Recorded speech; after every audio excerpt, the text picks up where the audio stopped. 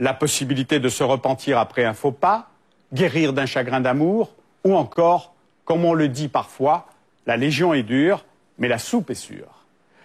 Ce qui est certain, c'est que les Français sont toujours prêts à utiliser les étrangers désireux de les aider quand il faut verser son sang pour la patrie.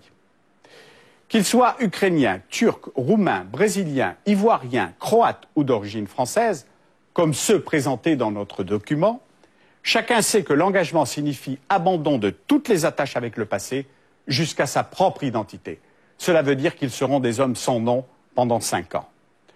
Le droit de savoir a filmé le parcours d'un groupe de nouvelles recrues qui vont au bout de leurs forces, d'Aubagne à Castelnaudary, jusqu'en Guyane et en Afghanistan, où nous les avons suivis.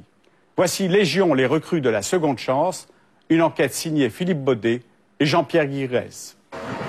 Pour celui qui veut s'engager dans la Légion, c'est ici que tout commence. Mais avant de porter le képi blanc, il y a quelques obstacles à franchir.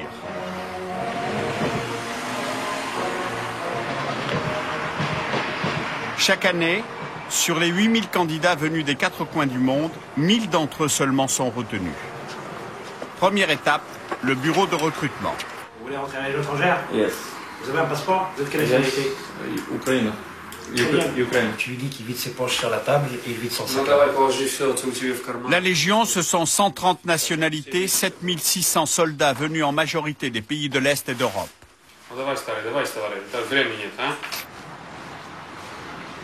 Pour beaucoup, c'est l'espoir d'une autre vie.